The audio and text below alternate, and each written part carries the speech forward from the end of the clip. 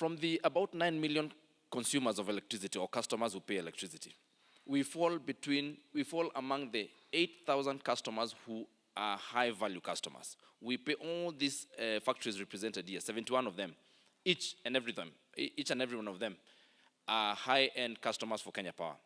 Yet, for example, where I come from, in Ktda and Darugo, we use a power line that is 300 kilometers. So the power failure, as the chairman alluded to, is we have very intermittent power supply. What that does is that a lot of times when we have a power supply and then when we have outages, we get to consume the power factor that makes electricity very expensive. And also we run generators that are run on fossil fuels, which is not very sustainable and is not good for the environment, and also costs an arm and a leg. So we are asking if we could get some budget for either REREC and Kenya Power to put some substations, because they have already mapped the long queues coming to our clients.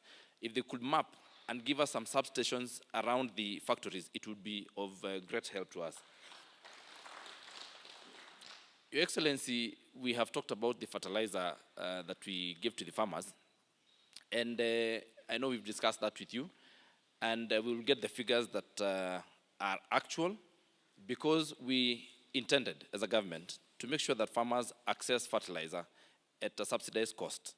And due to that, Ktda, in line with the bottom-up economic model, offered fertilizer to the farmers at 2,500. So we have a deficit there, which is a part of the subsidy. And I know with your word, and I know times are hard. I know you are juggling a lot of balls in the air, but you're also one of your balls. So you juggle us together.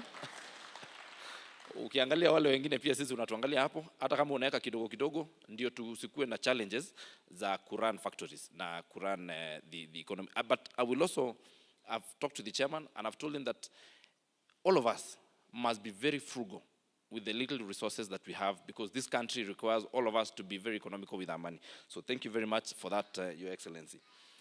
The issue of direct sales overseas has been talked about, but I just want to say that I see some discrimination in the way law is applied by Tea Board of Kenya. We have 71 factories that are run by Ktda, and we have equally another almost 71 factories that are privately run by multinationals and other private individuals. DSO, the way it has been formulated, has completely disadvantaged Ktda-run factories.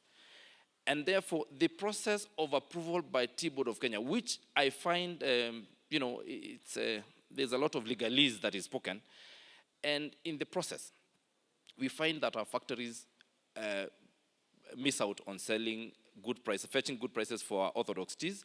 Some blends, we have some customers overseas who want a particular blend from a particular factory, and they do not want to go through the auction because their blends cannot be found at the auction, and therefore we need an easy way. We would request that even if Tea Board of Kenya is unable to show parity, even if they're unable to apply parity, let them at least show some semblance of parity in the way they treat all factories, because they are a regulator of the industry and not a regulator of Ktda.